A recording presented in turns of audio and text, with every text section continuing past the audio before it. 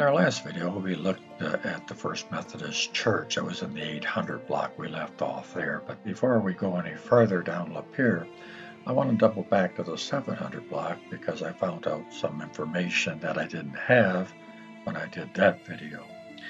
And the information is this. Where you see that building on the corner of Lapeer and 8th Street, there used to be a gas station there. And then just to the east of that, where you see that long slab of cement going from 7th Street to the alley behind, this used to be a garage, and it was called Loth's Garage. And it was owned by Chris Loth, who owned the Loth Hotel. We know all this because of this Sanborn map that you see here. You can see the filling station that sits on the corner there, and then right next to it, to the right, where that dark spot is, it says the word garage, and that was Loth's Garage. Well, I said all that so I could show you this picture here. I thought it was kind of a neat picture. I thought you might enjoy it too. This is a record from the Loth Garage. All right, let's get back to the 800 block of Lapeer Avenue. And on the right side, this is where all the condos are today. But at one time, there was just homes here. Not so many businesses in this block. But we do have a photograph of one of the homes that's set right here. And this was the Randall Home. Mr. Randall was a dentist who had his offices in the Opera House in partnership with A.C. Thompson. And you can read about it here. As we continue up Lapeer Avenue into the 900 block, we see that the 900 block is basically consisting of two businesses, the CVS drugstore and the Pollock Randall Funeral Home. Today, this building is a Pollock Randall Funeral Home, but it's been other funeral homes over the years, and every funeral home expanded it somewhat until you see what it is today. Previous to these owners, it was the Kip Stewart Funeral Home. And before that, it was the Asa McNinch Funeral Home. So it's been a funeral home almost 100 years. Before it was a funeral home, it was just a home. As you look in the satellite view, and if you look inside that red box, you can see pretty much what the home looked like originally. Originally, going back to the late 1800s, early 1900s, the home was owned by Dr. David Cummings. In this photograph here, inside the red square, you can see what the home looked like originally, I think a little better. As we go further down Lapeer Avenue, about where the CVS property is today, in this photograph here, you can see that it was Ken Gardner Ford. And if you look closely in the background, you can see the steeple for the First Methodist Church.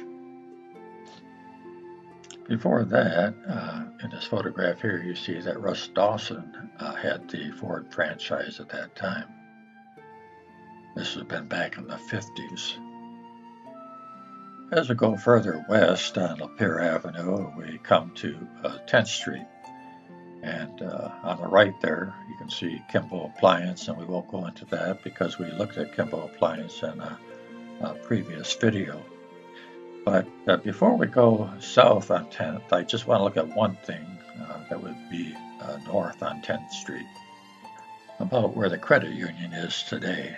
This used to be the H.A. Smith grocery store, which was a very popular grocery store back in the day. This sat right next to the A&W, which we've already looked at in a previous video.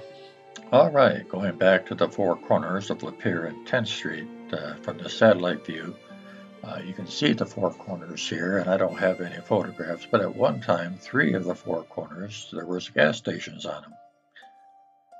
And the fourth corner, of course, had various businesses, but mostly there was a small grocery store there.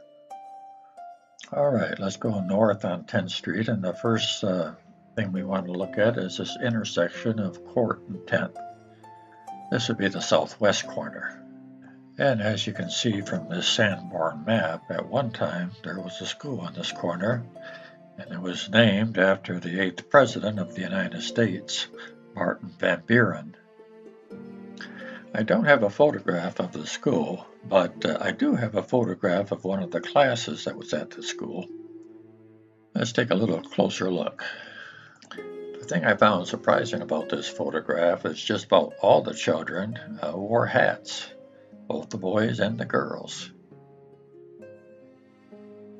All right, as we leave the school and walk a half a block to the south end of the block, we see that Babcock Dairy was on this corner. And this is what it looks like today. This would be on the northwest corner of Union Street and 10th Street. As you can see from this advertisement, they had several locations. The Pine Grove location, Lake Shore, Electric Avenue, 10th Street, Grizzle Street, and also in Marine City. The one on Pine Grove was only a block from our home, and my mom used to tell me that her and her sisters would go over there with a dishpan and they would put ice cream in it. I'm not sure it was the actual dishpan, but it was a pan, and then they would walk home that one block where they lived, and they would divide it up among the family. Pretty unusual, I would think. Check out some of these prices that Babcock's had back then. These ads were supplied to us by Mark Rummo, which we really appreciate.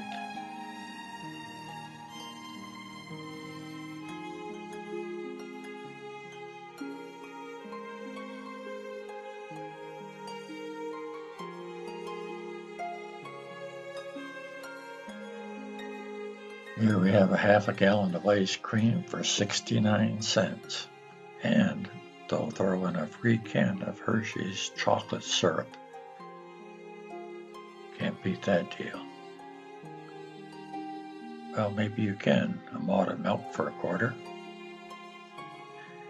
Here's a photograph of the inside of one of the Babcock Dairy stores.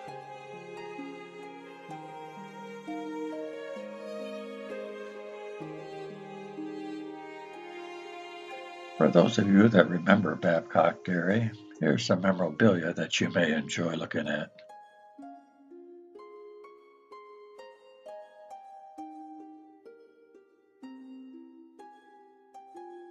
I'm sure many of you remember the milk being delivered right to your doorstep. On a cold morning, you'd go out to get the milk, and you'd find the cream had risen to the top and push the paper top right off the milk bottle. And you'd find about an inch of cream frozen sticking above the bottle. All right, as we continue down 10th Street and cross Union, we come to the southwest corner of Union and 10th.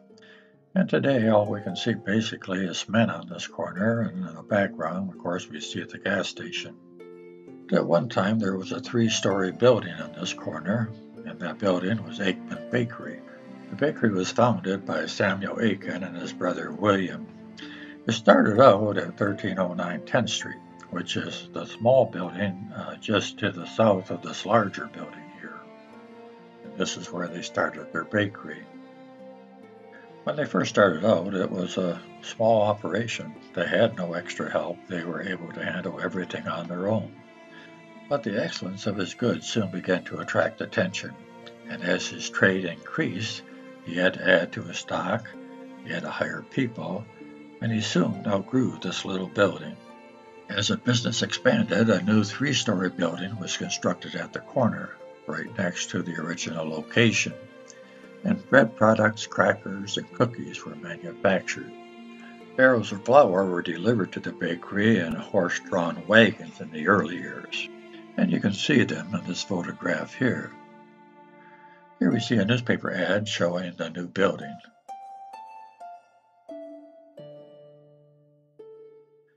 This photograph showed Port Huron's first city commission, and Samuel Aikman was one of the first city commissioners. You can see him pictured in the bottom right-hand corner.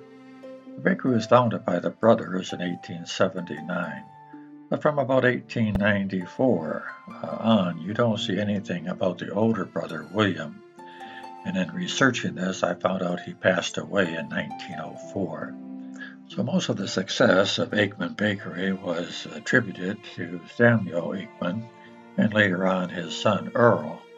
Something interesting I found on this picture here on the side of the building, it says "Our Biscuit." which is kind of interesting actually, because why do we have a signage up there, Our Biscuit? Well, I don't really think of signage. I think they wrote this on the advertisement picture on the photo itself. And what is Our Biscuit? Well, Our Biscuit was a very popular soda cracker, or wafer as they called them then. Here's a little better picture of it. Guaranteed the best 5-cent packaged soda wafer made. This is one of my favorite photographs of the city of Port Huron in the early 1900s. And what does this have to do with Aikman Bakery? Well, let's just zoom in here and I'll show you.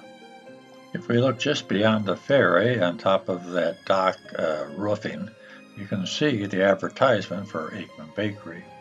It says, ask your grocer for Our Biscuit. And then it's got AB or Aikman Bakery, Port Huron, Michigan. Here's the colorized version of that same photograph.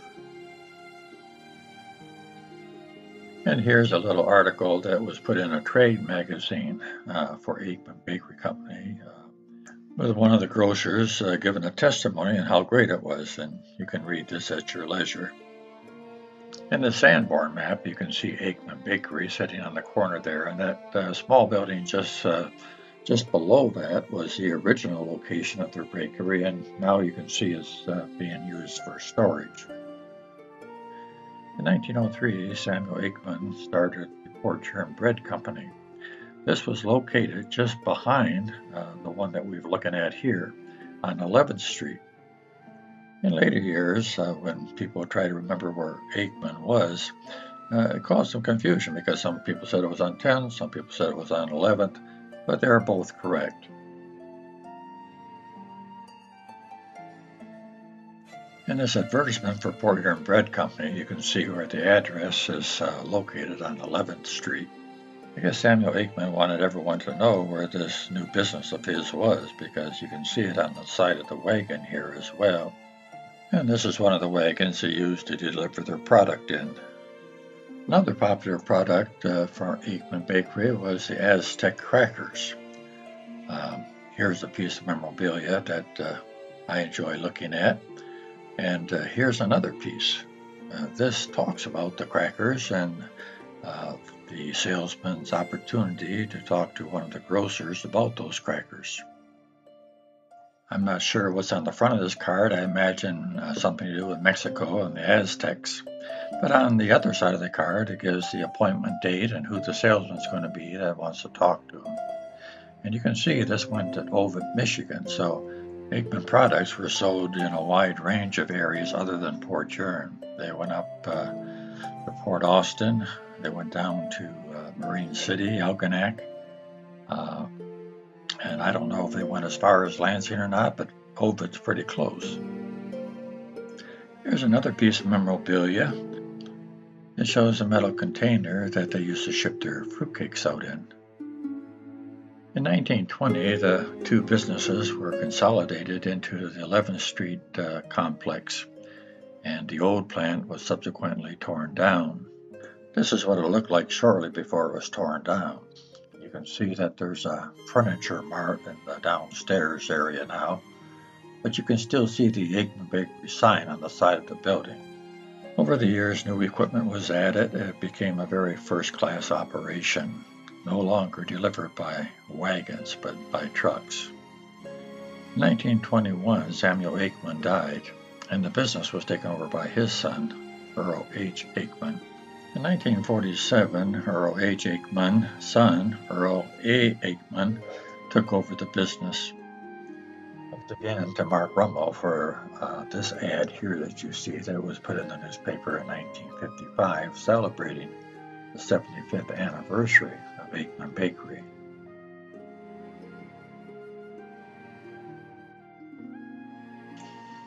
The Aikman Company finally went out of business in the early 1970s when Earl sold the business.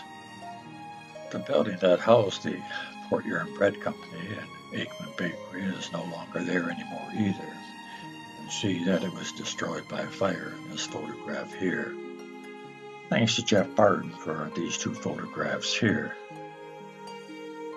Today, the area where the two Aikman buildings were looks like this. The red rectangles representing the buildings. We've already looked at the area on 10th Street, now occupied by a gas station, and then the one behind that, which was on 11th Street, we can see now is occupied by a home. There's nothing left of Aikman Bakery that used to be so important to the city of Port Huron.